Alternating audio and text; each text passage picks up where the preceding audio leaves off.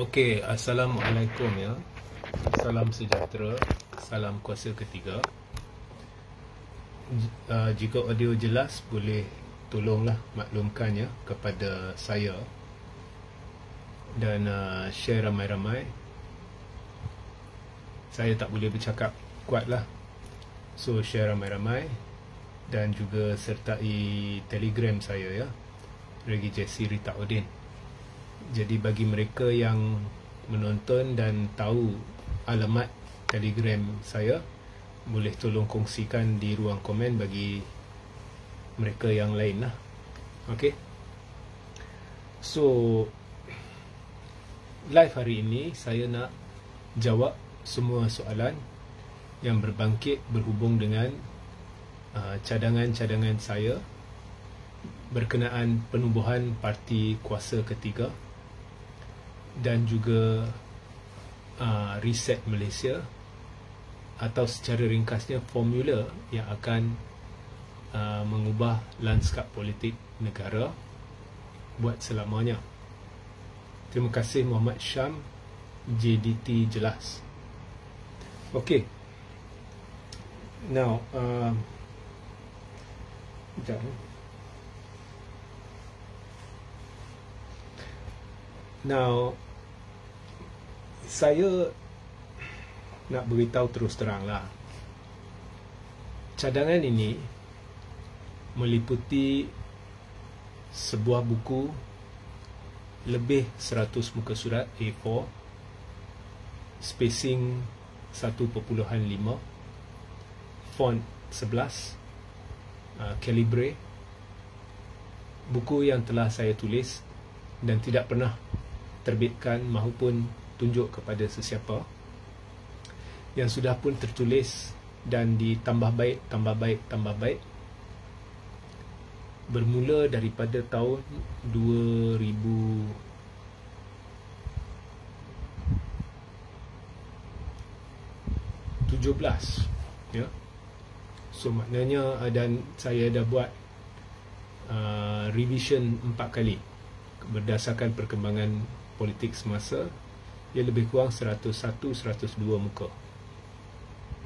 Bila saya rasa saya hendak sampaikan kepada mana-mana pihak, saya akan berbuat demikian. So agak terperinci, bukan agak, terlalu terperinci. Dan dalam 2 tahun ni, kita telah, saya bersama dengan sekumpulan pemikir telah menyelami politik dengan cara yang berbeza, mengumpul data-data dan macam-macam lagi, menggunakan software juga, Fuzzy Logic yang saya develop sendiri, dan keputusan-keputusan kerja keras kami berhasil hanya 2 bulan lepas. Baru saya dapat perspektif berbeza berkenaan politik negara. Dan ada sebab saya kata, yang saya beritahu, kalau PRU 16 sebagai contoh berlaku pada tahun depan atau awal tahun 2027, barisan dengan pakatan secara amnya tidak akan berubah begitu banyak. Dia maintain, kalau naik, naik sikit, kalau turun, turun sikit je, 1-2 kursi. Perikatan akan tergugat sedikit dan memang sah Anwar akan kekal sebagai Perdana Menteri. Okay. So ini saya akan pegang dengan pendirian itu. So jika anda ada soalan, anda boleh bertanya di sini, kumpul di sini sementara saya memulakan penjelasan saya ya. Nah, untuk memulakan penjelasan ini yang akan berakhir dengan perkara-perkara yang tidak pernah saya sebut. Formula ini adalah formula kuasa ketiga yang akan mendominasi PRU 16. Kalau PRU 16 seawal suku pertama tahun depan pun sekalipun, dia akan dominasi. Dan memang dia MP-MP yang berkait dengan parti kuasa ketiga ini akan tentukan siapa PM. Okay? So anda dengar sampai habis. Dia juga merangkumi perkara-perkara yang menyelesaikan segala apa masalah yang berbangkit selama ini berkenaan dengan kegagalan sebagai contoh MPMP untuk benar-benar menjiwai semangat Perlembagaan Persekutuan dari sudut fungsi mereka, ya, semua masalah kepartian, semua dah ya, saya dah ambil pertimbangan. Saya mulakan dengan meringkaskan apa yang telah saya sebut. Okey, apa masalah sekarang yang kita hadapi? Masalah pertama yang saya nampak, saya berpendirian Undang-Undang Anti Lompat dari sudut semangat dia bertentangan dengan semangat asal Perlembagaan Persekutuan sebelum ianya dipinda untuk melibatkan Undang-Undang Anti Lompat. Oleh kerana perlembagaan sudah dipinda untuk melibatkan untuk membawa kepada wujudnya Undang-Undang Anti Lompat, maka kita tidak boleh kata lagi ianya bertentangan dengan semangat sebab dia dah jadi sebahagian daripada perlembagaan. Tetapi proses untuk mewujudkan pindaan-pindaan dalam Perlembagaan Persekutuan bagi membenarkan wujudnya Undang-Undang Anti Lompat bertentangan dengan semangat asal Perlembagaan Persekutuan. Mengapa saya berkata demikian? Sebab kalau anda lihat pindaan-pindaan yang telah dibuat, ianya sebenarnya mengekang kebebasan MP-MP untuk membuat keputusan sendiri bersandar kepada peruntukan asal Perlembagaan Persekutuan. Ya. Ianya ada sifat kekangan sedikit kerana ianya cuba memberi kuasa MP-MP kepada ketua parti. Now, sebelum ada Undang-Undang Anti Lompat pun, zaman Barisan Nasional, untuk berdekat lamanya, bermula daripada Hussein lah, Tunku lah, Hussein lah, apa semua kan, MP-MP sepatutnya, ya, bila awak pilih Dewan Rakyat, awak pilihan raya umum kan, awak pilih wakil awak pergi ke Dewan Rakyat. Jadi mereka yang duduk Dewan Rakyat ni, mereka tumpuan harus menjadi awak. Mereka wakil rakyat, bukan wakil parti. Sebab untuk jadi ahli Dewan Rakyat, perlembagaan buta parti. Dia tak kata awak perlu menjadi anggota mana-mana parti baru boleh jadi ahli Dewan Rakyat. Sebab itu orang yang tidak berparti pun boleh bertanding pada pilihan raya dan akhirnya menjadi calon bebas dan kadang-kadang menang, maka dia jadi MP bebas. Dia tidak terikat dengan mana-mana parti. Ya. So sebab awak perlembagaan ni dia buta parti, ya, dalam soal Dewan Rakyat dan sebagainya, dia buta parti. Sebab awak pilih wakil awak ke Dewan Rakyat untuk mewakili awak. Dia wakil rakyat, bukan wakil parti. Tetapi lazimnya parti politik menjadi rumah kepada ramai MP. Dan bila calon-calon yang bertanding di bawah satu parti, lebih-lebih lagi parti yang sudah lama, maka mudah bagi rakyat di satu-satu kawasan ketika kempen mengenali calon itu tanpa perlu calon itu berkata apa-apa, kerana orang sudah kenali parti, orang sudah kenali rumah dia. Oh, dia ni UMNO, maknanya ideologi dia macam ini, dia percaya benda ni. So 50% usaha dia sudah tercapai. 50% lagi dia cuma perlu pergi jelaskan kepada rakyat di kawasan dia, kalau awak pilih saya, apa yang saya boleh lakukan untuk awak. Ya. So itu kelebihan menjadi ahli parti. Tambah pula dari sudut pendanaan, bila hendak buat ceramah, nak jemput dia ni, nak jemput dia tu, semuanya memerlukan wang. Nak pacak bendera, nak edarkan risalah ke flyer ke apa ke, nak adakan jentera-jentera, semuanya memerlukan wang. Jadi bila ada rumah, tuan rumah itu boleh sediakan wang untuk anda berkempen. So itu kelebihan dan sebab utama ramai menjadi calon parti. Kadang-kadang itu sebab utama, satu-satunya sebab, bukan sebab mereka sayang parti. Ini hakikat. So parti menjadi tiket bagi mereka untuk meningkatkan kemungkinan menang. Itu sahaja. So selepas dah jadi MP, mereka sepatutnya wakili rakyat. Tapi mereka terhutang budi dengan parti. Jadi kalau ada satu-satu keputusan yang ingin dibuat di Dewan Rakyat, ketua parti akan dominasi. Kalau zaman, sebagai contoh, zaman Tengku Abdul Rahman, Tengku Abdul Rahman akan dominasi. Mereka sudah putuskan dalam parti, belanjawan ni kita sokong, atau orang undang-undang itu kita sokong. Jadi sukar bagi UMNO sebagai contoh, MP dia, kalau semua sokong tapi dia seorang tak sokong, sukar. Bukan mustahil, sebab ikut betul, satu-satu MP kena ikut kepala dia. Kalau dia tak setuju, dia boleh tak sokong, dan sepatutnya tidak ada sesiapa yang terasa. Tetapi oleh kerana sistem kepartian, parti akan terasa, ketua parti akan terasa.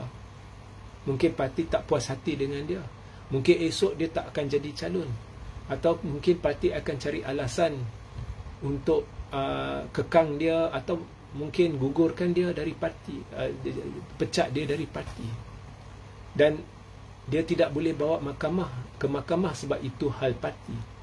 Tapi dia kekal sebagai MP lah, cuma dia jadi MP bebas lah, ya. So ini masalah dengan sistem kepartian. Sudah berdekad lamanya, majoriti MP dari parti tertentu akan ikut kehendak parti. Okey. Tetapi adalah sana sini berlaku di mana satu-satu MP buat keputusan berbeza. Contohnya selepas PRU 14, Khairi Jamaluddin dalam hal-hal tertentu membuat keputusan berbeza dengan parti di Dewan Rakyat. Zahid tak puas hati, tapi tak boleh buat apa. Tapi akhirnya ia menjurus kepada apa? Dia pecampak KJ yang menjadi pengkritik Zahid ke kerusi yang lain, sehingga dia kalah, dan seterusnya dia dipecat dari UMNO. Okey. So dia kena natijahnya. Okey. Tapi dari sudut perlembagaan, apa yang KJ lakukan betul. Dia mewakili rakyat. Rakyat dulu, parti kemudian. Tapi semua MP terhutang budi dengan parti. Okey. So itu masalah pertama, sistem kepartian. Okey. Kemudian mereka mewujudkan undang-undang anti lompat. Bagaimana undang-undang anti lompat ini wujud? Nah, ada orang kata RUU anti lompat. Tak ada rang undang-undang anti lompat, tak ada akta anti lompat. Yang ada pindaan perlembagaan yang sebegitu rupa, ianya telah mewujudkan perkara-perkara bersangkut dengan boleh atau tidak lompat parti. Itu sahaja yang ada. So selepas dipinda perlembagaan ini, selepas diwujudkan, ya, syarat-syarat boleh atau tidak lompat parti ini, parti-parti politik perlu pindah perlembagaan masing-masing untuk diselaraskan dengan pindaan perlembagaan persekutuan, supaya sekarang parti-parti boleh takrifkan jika seseorang yang bergelar ahli Dewan Rakyat daripada parti kami telah melanggar dasar parti berhubung dengan perkara yang berkait dengan ahli Dewan Rakyat itu, maka keahlian dia automatik tergugur. Dan bila keahlian dia automatik tergugur, maka dia dikira lompat parti dan perlu kosongkan kerusi. Betul. So contohnya, parti ada satu dasar sekarang di mana Zahid kata semua MP perlu pendirian ini. Ada pendirian tertentu. Kemudian satu MP dia buat pendirian yang berbeza di Dewan Rakyat. So automatik Zahid MKT umum, keahlian dia sudah tergugur. Maka dimaklumkan kepada speaker dan MP itu perlu kosongkan kerusi. Itu betul. Tetapi parti tidak boleh atasi perlembagaan. Jika dasar yang dilanggari oleh MP itu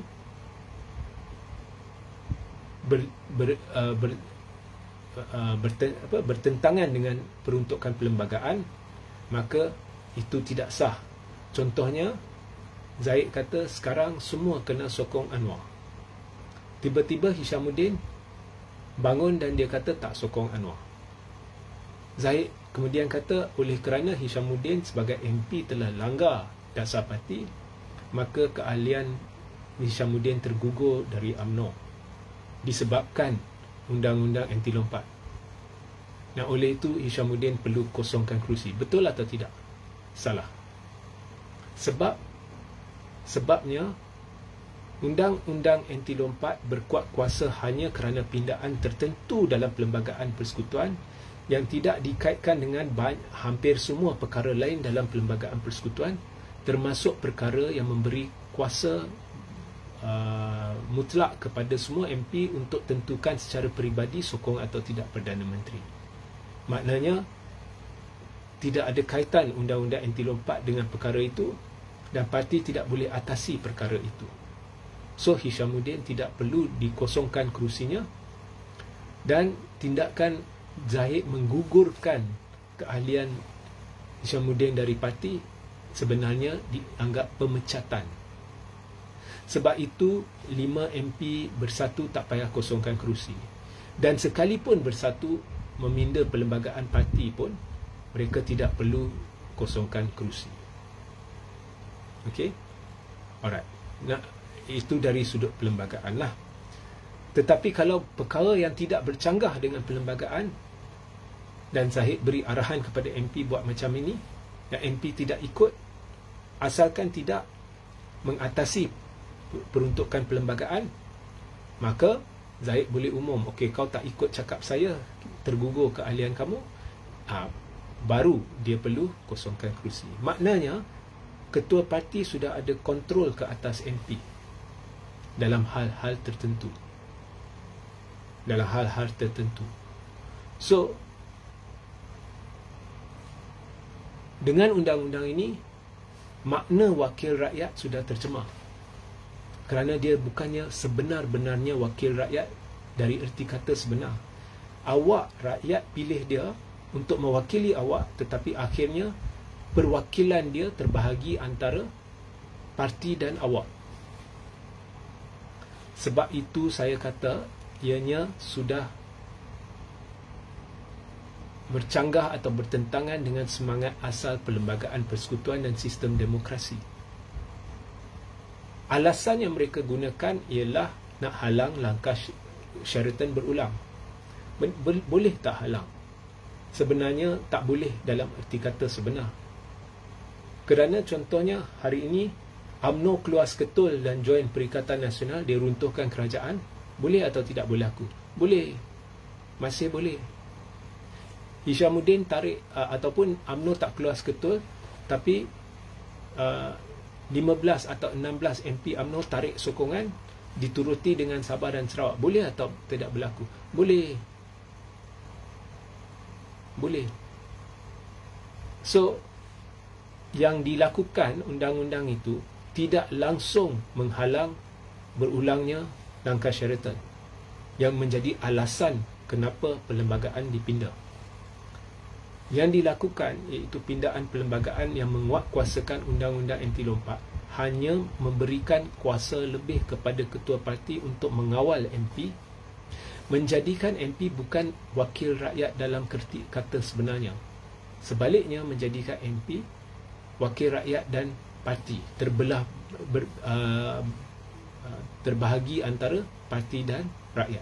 Sedangkan awak pilih wakil awak. Awak bukan pilih parti ke Dewan Rakyat. Awak pilih wakil manusia ke Dewan Rakyat, tak kira dia parti mana.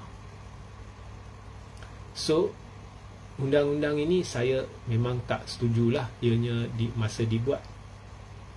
Saya berpandangan niat dia tidak betul. Tetapi akhirnya terbukti banyak loophole dalam undang-undang itu. Apabila contohnya 4 atau 5 adun dari Sabah telah keluar bersatu pun mereka tak perlu kosongkan kerusi. So sekarang tiba-tiba Azalina atau siapa hari itu beria-ia bincang nak cadangkan nak bincang lanjut bagaimana nak perkasakan undang-undang anti lompat.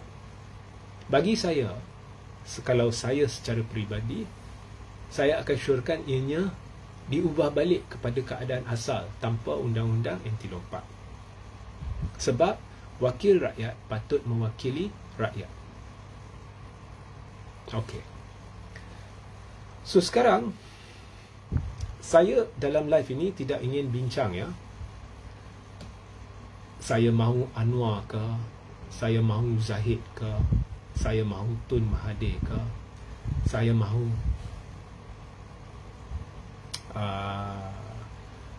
Muhyiddin ke, saya mahu Hadi ke. Dalam live ini ianya ditujukan kepada semua dan khususnya kepada anda rakyat.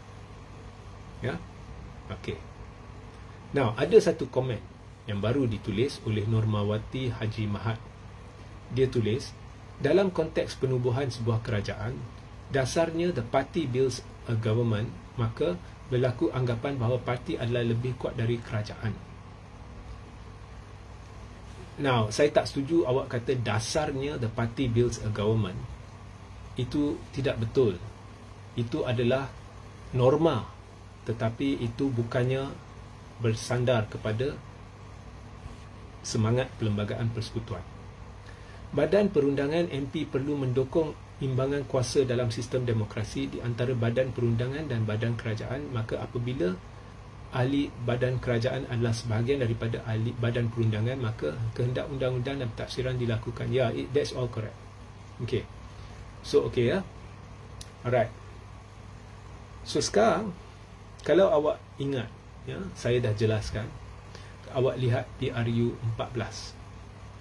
Tun Mahathir menang atas tiket PKR, tapi dia tak pernah jadi ahli PKR.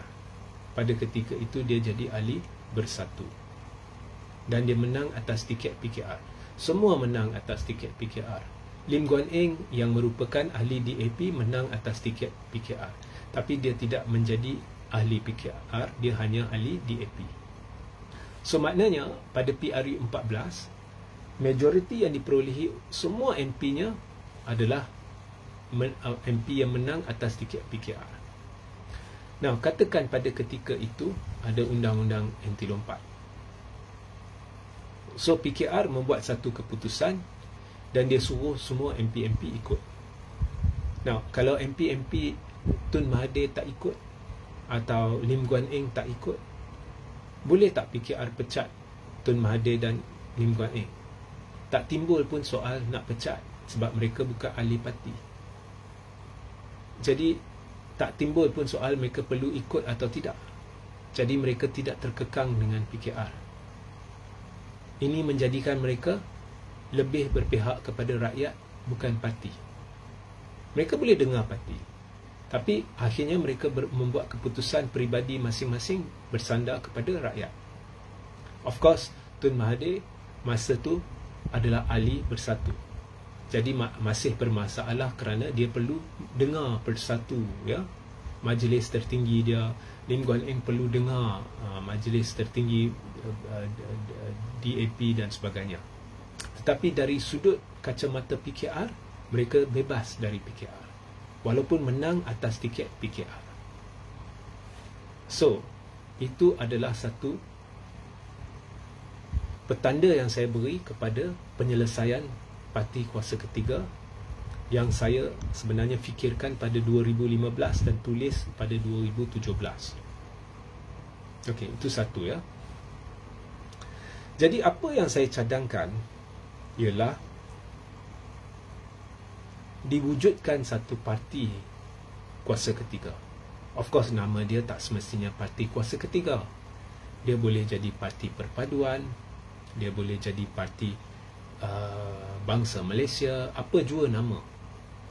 Dan ada parti-parti yang wujud yang sudah didaftar di ROS, dan dari sudut pendaftaran status dia aktif, walaupun dia dari sudut pergerakan dia tak aktif. Maknanya dia tak ada aktiviti, dia seolah-olah tak berfungsi, tapi dia ada presiden dia atas kertas. Parti ini kita pindah perlembagaan dia, di mana sesiapa yang menjadi ahli parti tidak boleh bertanding di pilihan raya umum maupun negeri. Maknanya mereka hanya menjadi pentadbir parti, dan perlu ada syarat tertentu mereka untuk boleh bertanding bagi jawatan-jawatan seperti presiden, timbalan presiden, naib presiden dan sebagainya. Syarat-syarat itu termasuk tahap pendidikan tertentu, ada pengalaman tertentu, contohnya dalam dunia korporat ke, atau dunia perubatan ke sini, ke pendidikan, macam-macam. Okey, semua tentukan, iaitu wujudkan satu senarai syarat-syarat supaya mereka yang menjadi pentadbir perlu sama ada dari teknokrat, golongan teknokrat, ataupun golongan yang orang istana sebagai contoh. Dan itu penting, orang istana, ya. Orang istana merangkumi satu kumpulan yang besar, saudara mara kepada istana, kepada orang-orang yang berkait dengan istana.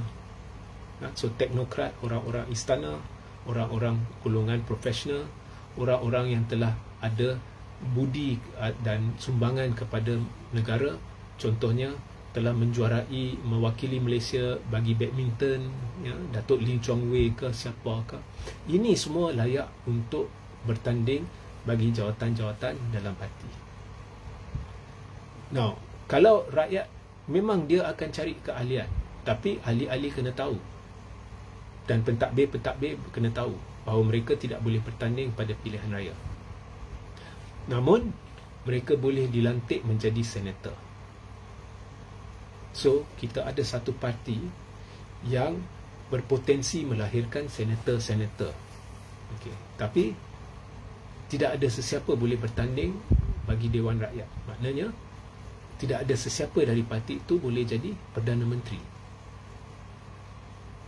Kemudian parti ini dinasihati oleh satu Presidential Council.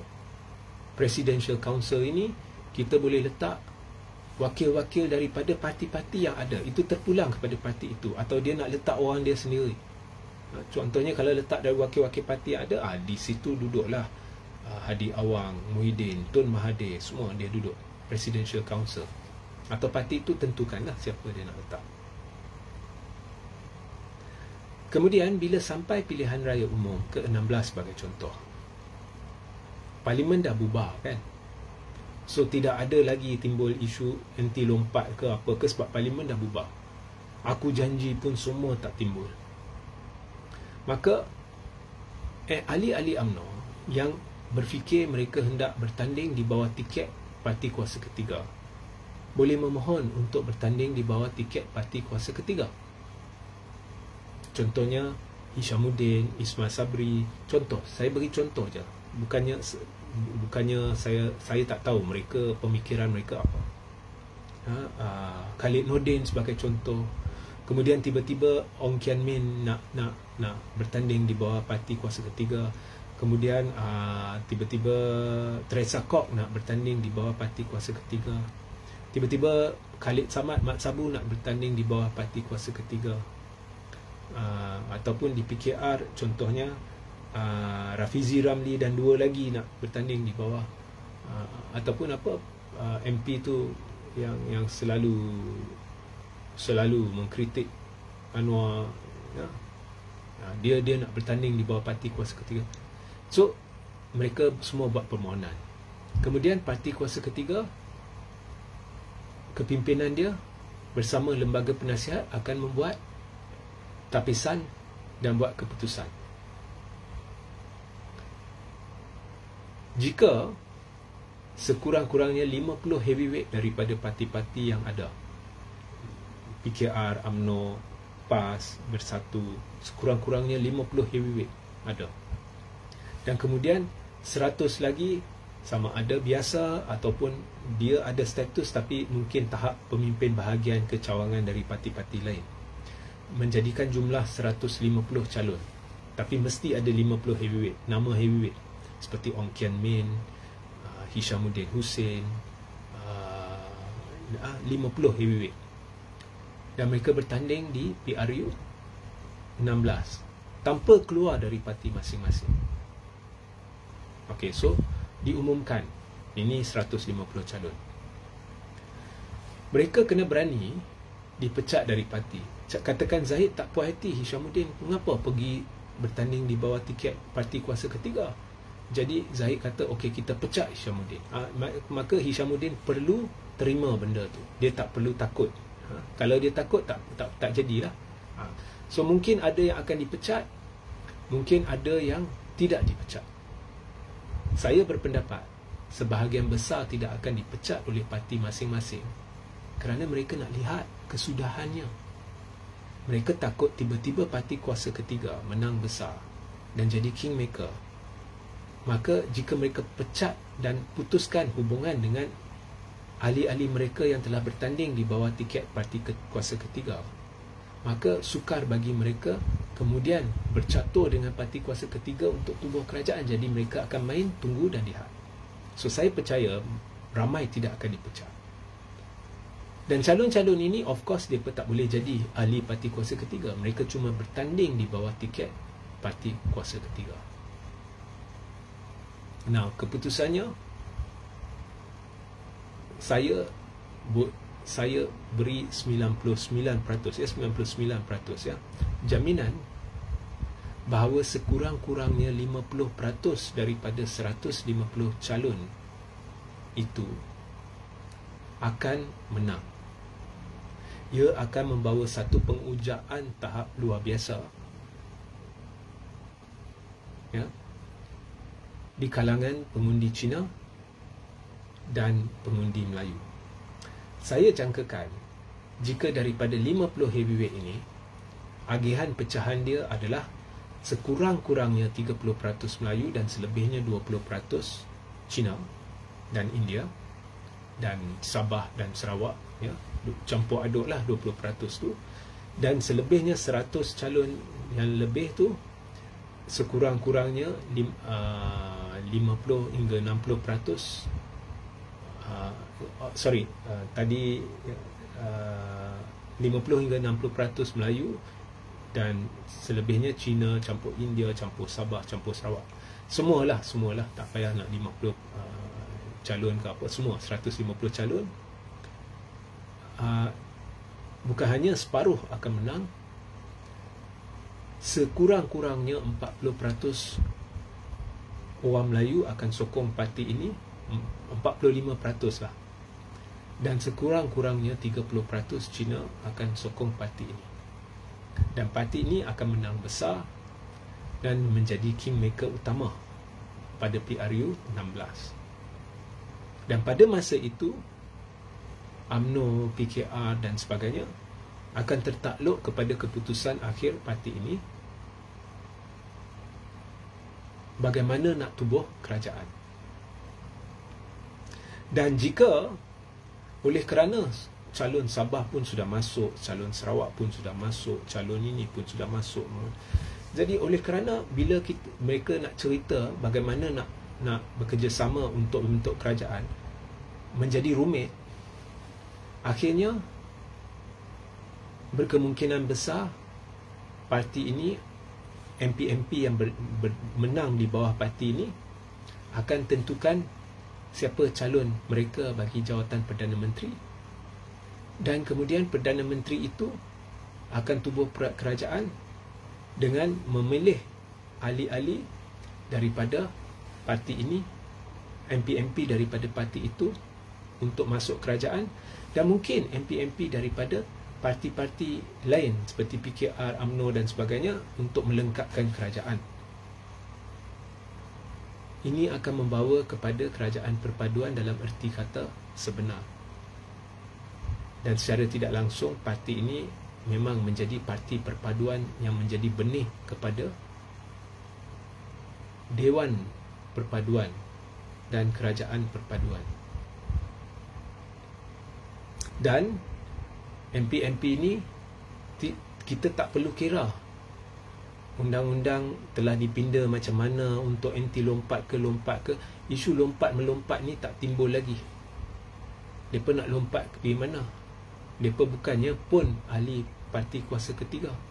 Mereka cuma bertanding di bawah tiket parti kuasa ketiga.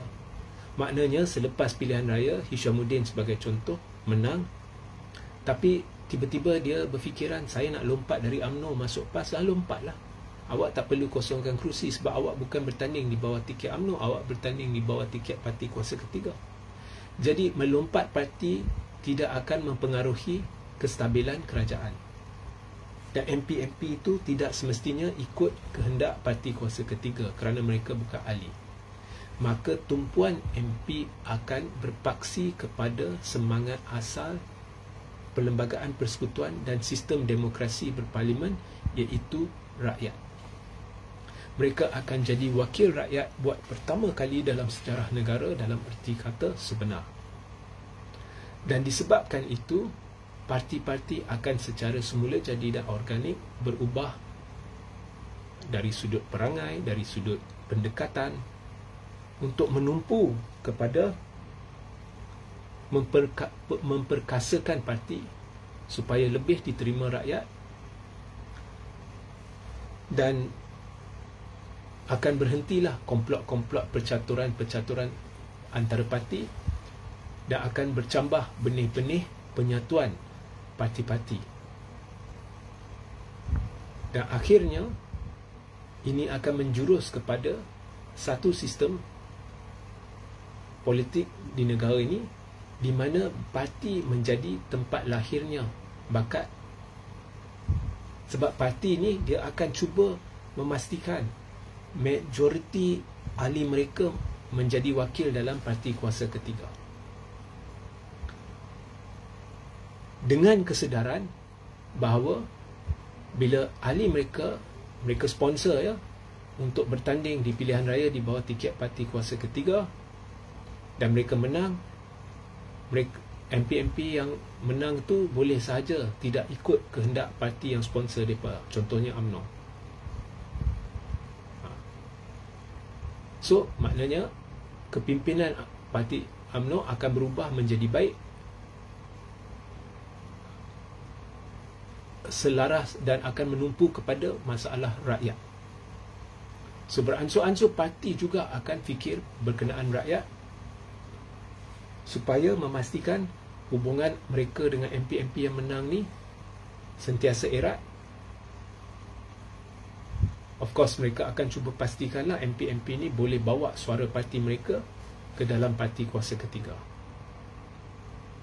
Of course akan ada percubaan parti-parti lain kawal parti kuasa ketiga. Mereka akan cari teknokrat, mereka akan cari peguam ke siapa ke untuk pergi jadi ahli parti kuasa ketiga dan kemudian bertanding dalam parti kuasa ketiga dan menang pertandingan parti kuasa ketiga supaya dia duduk dalam majlis tertinggi parti kuasa ketiga, dan secara tidak langsung mereka cuba kawal parti kuasa ketiga. Tetapi saya tak fikir benda tu akan membawa sebarang impak kepada MP, sebab jangan lupa MP tu tak semestinya ikut kehendak parti kuasa ketiga sebab dia bukan ahli parti kuasa ketiga. Jadi lama kelamaan semua parti akan sedar mereka kawal parti kuasa ketiga ke tak kawal parti kuasa ketiga ke, tidak akan bawa beza. MP-MP tetap akan membuat keputusan akhir. Ya? Saya tak terkejut akhirnya semua parti akan mula fikir kita ni relevan tak? Ya? Kalau kita tak ubah, kita tak fokus kepada masalah kerakyatan, kita akan menjadi tidak relevan. Ya? Itu penyelesaiannya. Sekaligus akan berakhir masalah perkauman. Ya? Sekaligus akan berakhir. Tak perlu bimbang soal Perdana Menteri akan jadi Melayu ke tidak. Sebab penentu akhirnya ialah Yang di-Pertuan Agong. Dan Yang di-Pertuan Agong ada kuasa budi bicara mutlak, semutlak-mutlaknya untuk tentukan siapa jadi Perdana Menteri. Bohonglah siapa-siapa yang beritahu saya oleh kerana tunjuk 115 SD, Agong wajib lantik orang tu sebagai Perdana Menteri. Bohong. Ya. Sebab, dan itulah sebabnya kita bernasib baik. Sebab esok katakan parti kuasa ketiga, entah macam mana lah, sama banyak Melayu dengan Cina dengan bukan Melayu menang, tiba-tiba ada yang mahu calonkan seorang bukan Melayu dan sebagainya. Tak perlu takut. Keputusan akhir adalah Yang di-Pertuan Agong. Dan memang sukar bagi bukan Melayu dapat sokongan majoriti. Sukar. So itu tak perlu bincang, itu tak payah takut. Dan perlembagaan sudah pun jelas, hak istimewa, kedudukan agama Islam dan segalanya. So penyelesaiannya adalah parti kuasa ketiga. Kemudian Perdana Menteri yang dilantik bolehlah cadangkan kepada Agong individu-individu dari kepimpinan parti kuasa ketiga untuk dipilih ke Dewan Rakyat, Dewan Negara, menjadi senator, dan seterusnya menjadikan mereka menteri. Jadi kepimpinan parti kuasa ketiga pun ada peluang untuk menjadi menteri, tapi bukan Perdana Menteri. Sebab untuk jadi Perdana Menteri awak perlu menjadi wakil rakyat atau ahli Dewan Rakyat dulu. So itu penyelesaiannya. Parti kuasa ketiga akan menang besar. So ini juga menjawab soalan beberapa individu yang bertanya saya. So macam mana pula kalau parti kuasa ketiga, MP-MP tak ikut cakap parti kuasa ketiga, mereka dipecat tak, atau tergugur keahlian? Tak timbul pun soal itu. Tak timbul pun. Mereka bukan ahli parti kuasa ketiga. Ya. So itu penyelesaiannya.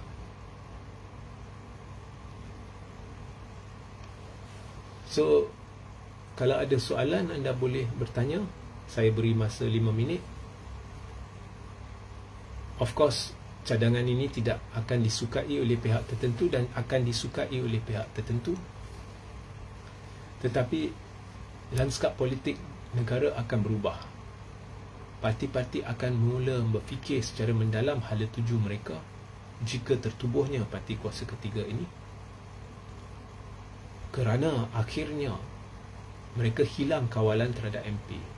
Akan ada ketakutan. Contohnya Zahid, kalau saya sponsor calon ni jadi ahli, walaupun dia bertanding di bawah tiket parti kuasa ketiga, saya setuju, dia boleh, dan dia menang, kemudian dia jadi MP, lama-lama dia ada duit lah. Bila dia ada duit pilihan raya depan, dia tahu dia boleh bertanding kalau saya tak tolong dia. Jadi mungkin dia besar kepala, dia tak mau dengar cakap saya. Ini semua akan, pemimpin parti akan fikirlah. Jadi beransur-ansur mereka akan berubah. Mereka tidak akan cuba kawal MP, tetapi sebaliknya berbincang dengan MP, kerana MP lebih tahu, okey, apa yang awak cadangkan. Ya, bukan hanya parti yang memaksa MP ikut kehendak parti, tapi parti akan dengar MP. Maknanya parti lebih bersifat rakyat, mewakili rakyat. So akhirnya semua yang ada dalam politik akan berpandu kepada rakyat, kehendak rakyat. Sebab negara ni berjalan sebab rakyatnya. Kita yang mentadbir negara sebenarnya, menerusi wakil-wakil kita. Ya? Tetapi realitinya sekarang bukan kita yang mentadbir. Yang mentadbir ialah parti. Sebab parti dah kontrol MP. Ini salah dari sudut moral. Ya? Okey.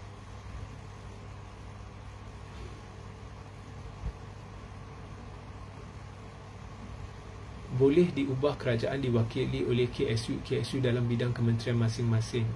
Okey. Ya, so ada soalan tambahan? Tak ada soalannya. So itu penjelasan saya. Inilah yang akan reset Malaysia. Ya. Kalau kamu lihat naratif PAS sekarang, kamu lihat naratif Bersatu sekarang, dia orang ni sebenarnya dalam keadaan yang cemas.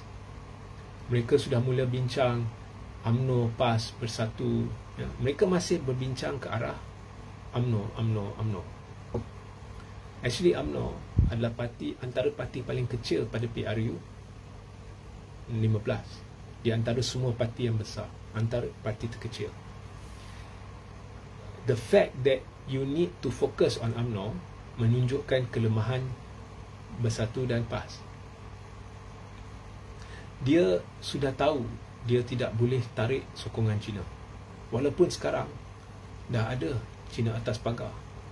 Kau lihat UMNO dalam satu PRK, dalam hanya 1-2 minggu menerusi strategi, mereka boleh sampai jadikan pengundi PH sokong calon UMNO. PAS dan Bersatu tak mampu. Jadi kesimpulan dia apa? Masalah kepimpinan lah. Terang lagi bersuluh lah. Kemudian mereka nak kaburi mata korang, mereka bercerita nak UMNO Bersatu. That's why saya dah beritahu, komplot-komplot macam inilah sahaja mereka boleh bergantung untuk cuba mentadbir negara. Maknanya untuk jangka panjang mereka tidak boleh berjaya, kerana mereka lebih lemah dari UMNO yang dari sudut perolehan kerusi adalah paling kecil. Tapi mereka lebih lemah sebab kelebihan UMNO ialah dia tahu nak letak diri dia kat mana. PAS dengan Bersatu ni, dia pula menjaja. UMNO dulu pun sama, Zahid, penyatuan Melayu, penyatuan ummah. Walhal bercakaran siapa? Mereka yang bertungkus lumus, kadang-kadang tak cukup makan, berjuang siapa? Korang. Dengan menaruh harapan kepada siapa? Yang dia orang bercakaran ni. Maknanya kau jadi kuda tunggangan lah. Kau ni ditunggang lah. Hadi penyatuan Melayu, Bersatu penyatuan Melayu.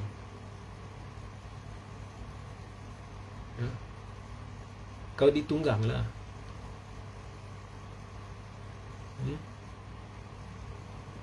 That's why kena ada pakar strategi take over. That's why kalau kita ikut ya, kalau awak betul-betul hayati lah. Sebab ada orang, dia akan buka kamera, dia akan buat live, dia akan buat sesi lah, apalah. Ramai, bukan 1-2, ramai. Dari dulu. Dan dia akan petik ayat dari Quran lah, apalah, apa ni, yang sebenarnya saya tak mahir. Sebab terus terang lah, kalau saya baca pun versi yang sudah diterjemah. Sebab perkataan Arab ni saya ada masalah sikit, tapi asas dia perlu kukuh itu je, ya. Dia pakai petik apa tu, macam ni, macam tu, macam ni, macam tu, ya. Bukan nak pelekeh, saya hormati orang yang buat macam tu, tapi korang faham tak apa yang berlaku? Tak faham. Kita kena reset Malaysia. Sampai hari ni saya tertunggu-tunggu formula dia orang nak reset. Kita kena penyatuan. Penyatuan. Siapa yang pernah bincang penyelesaian? Kau suka tak suka, negara ni untuk 20 tahun akan datang, 50 tahun akan datang, 100 tahun akan datang, dia ada warga negara berbilang kaum yang akan duduk bersama. Jadi adakah korang mencadangkan kita nak sentiasa letakkan orang Melayu dalam keadaan berselisih dengan kaum yang sememangnya ada hak duduk di sini dari sudut perlembagaan? Sebagai umat Islam, adakah anda pernah cari penyelesaian kepada masalah atau cuba cari penyelesaian Oh tak boleh, kita lihat dulu mereka buat macam ni. Mereka sentiasa tuding kat sana lah. Mereka tak tuding kat sini, depan. Maknanya dalam menuding orang lain sebagai masalah, awak sendiri sebahagian daripada masalah itu. Sebab tak ingin berganjak dari sudut, bukan nak berganjak dari sudut prinsip, tapi dari sudut okey, sekarang ni kita tak boleh tolak, kita kena cari penyelesaian. Bincang ke apa ke. Tak. Mesej tersirat ialah kita sentiasa kena dalam semangat berperang dengan mereka. Mereka ni akan kata kau tak betul, kau ni akan kata mereka tak betul. Akhirnya yang mudarat siapa? Orang Melayu. Iaitu pemilik asal. Pemilik asal je. Asal dari sudut sejarah tanah ini. Dan bila kita rujuk kepada pemimpin mereka yang menimbulkan suasana, kita tak payah cari penyelesaian walaupun dia tak kata, tapi suasana ni lebih kurang itu. Kita serang. Sebab kita lihat contohnya pembangkang sekarang. Kerja dia apa? Serang. Sebab sampai hari ini ada jelaskan tak dasar mereka, strategi mereka, kehadapan bagaimana mereka boleh melakukan perubahan? Tak. Mereka cuma kerja dia serang, kemudian bincang nak bersatu dengan UMNO untuk tubuh kerajaan. Itu je. Menerusi komplot lah, atau awak nak panggil kerjasama ke komplot ke apa ke, tapi itu sahaja. Menunjukkan mereka begitu lemah sebagai pemimpin. Ya? Kau nak harap mereka bercakaran. Mereka ada ego, kepentingan. Itu masalah peribadi kau, Hadi dengan Zaid. Kau tak boleh dia dengan dia tak boleh. Itu masalah peribadi kau. Tapi dari sudut kepimpinan, korang perlu bincang. Kalau kau suruh Melayu bersatu, korang nak satukan dua ni macam mana? Masalah boleh atau tidak Zaid kata boleh atau tidak Hadi, itu tak payah beritahu kepada umat. Kalau kau desak umat bersatu, mereka dah dengar, mereka dah bersedia untuk bersatu. Tapi masalah yang tak bersatu siapa? Korang lah. Sebab korang dalam fasa perang.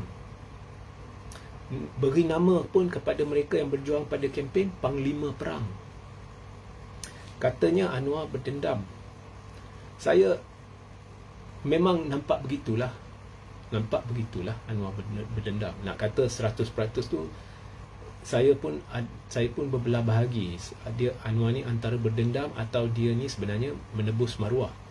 Okey. Dan ada juga positif dia kebelakangan ini.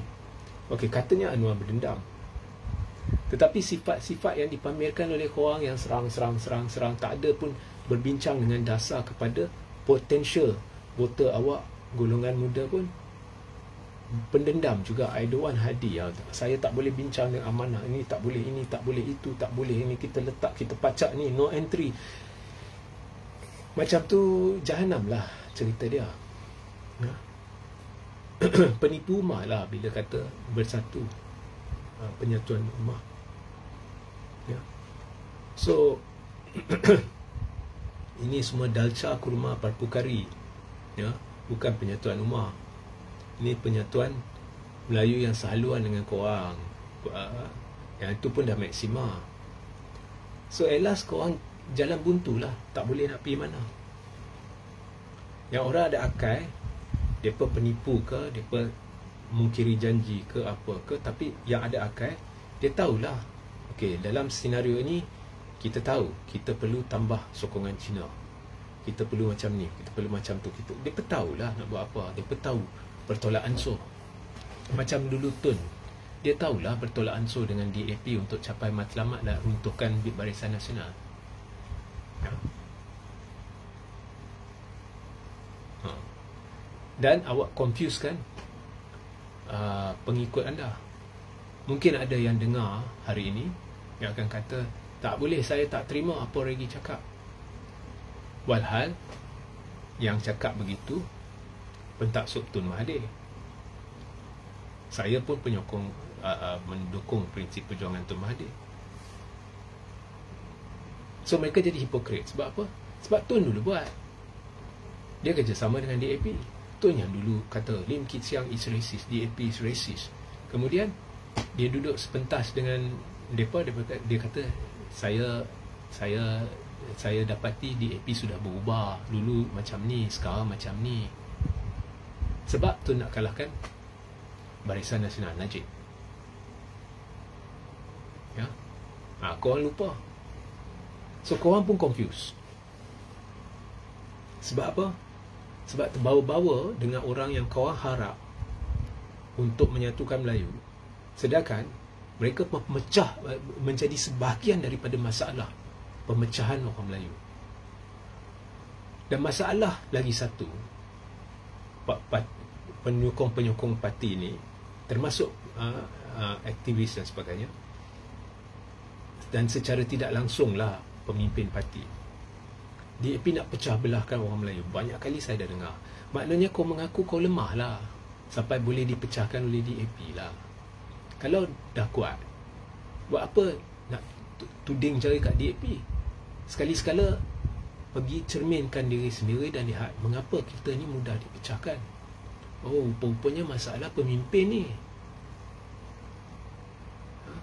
Awak dengar tak Cina kata, oh, mereka ni lah sebabnya kita berpecah? Tak ada. Tak ada. Mereka cuma lihat balik, cerminkan diri sendiri dan cuba perbaiki. Tapi kalau kau ni, kau asyik main serang, tuding jari.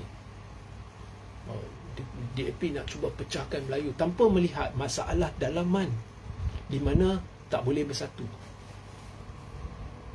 Yang utamanya masalah pemimpin. Ini masalah orang Melayu. Ini masalahnya. Ya. Dia tak ada cermin diri sendiri. Lepas pilihan raya, dia tak ada buat strategizing, melihat dari dalaman di mana kelemahan kita. Dia terlalu sibuk berperang dan menyerang. Sampai golongan muda intelek tanya, apakah dasar PAS sebenarnya? Kalau mereka menang esok, mereka tak tahu. Yang mereka lihat, mereka ni kerja dia serang. Kadang-kadang jadi macam pertandingan. Dr. Akmal cakap macam ni pasal bendera, kita cakap macam ni. Itu dah jadi intipati perjuangan. Sambil itu, Anwar, Zahid semua sudah bincang ke arah PRU 16. PAS dengan Bersatu nak bincang apa pasal PRU 16? Strategi apa nak bawa? Mereka ni berani, mereka bincang. Kau nak bincang apa? Setakat nak sebut PRU 16 esok, insyaAllah kita menang besar. Cakap macam tu boleh lah. Tapi nak beritahu macam mana nak menang besar tu memang confirm tak boleh lah. Ya? Dekat muktamar, oh kita nak cari jalan nak tarik orang Cina. Dengan perangai macam ni, good luck lah. Memang itu bukti mereka dah sedar perlu tarik orang Cina. Tapi macam mana? Selamat mencubalah. Okay. So formulanya ialah parti kuasa ketiga. Okay. So siapa nak usahakan dulu, saya tak kisahlah. Mana tahu Anwar dengar ni, dia nak usahakan benda ni, atau dia nak bawa bincang dengan Zaid, atau dia nak bawa bincang dengan dia ni, jom kita usahakan. Tak kisahlah.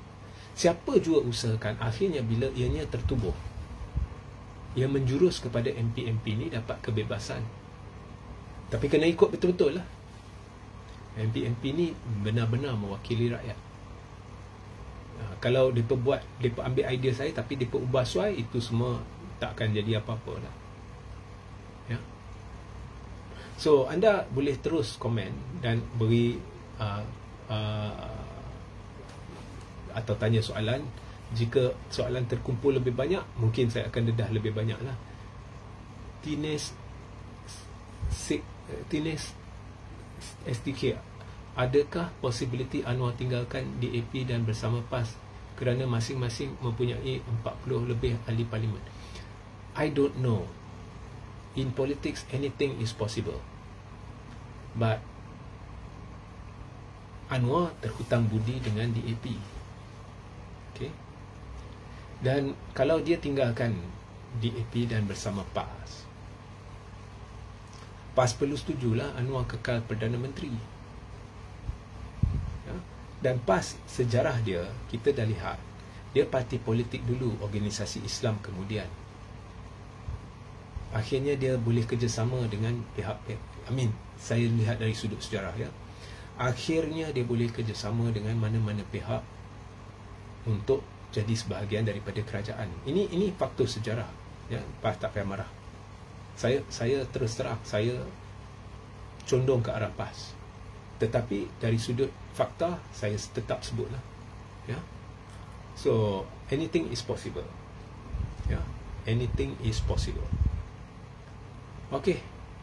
Sehingga kita berjumpa di lain masa. Assalamualaikum, salam sejahtera, salam kuasa ketiga.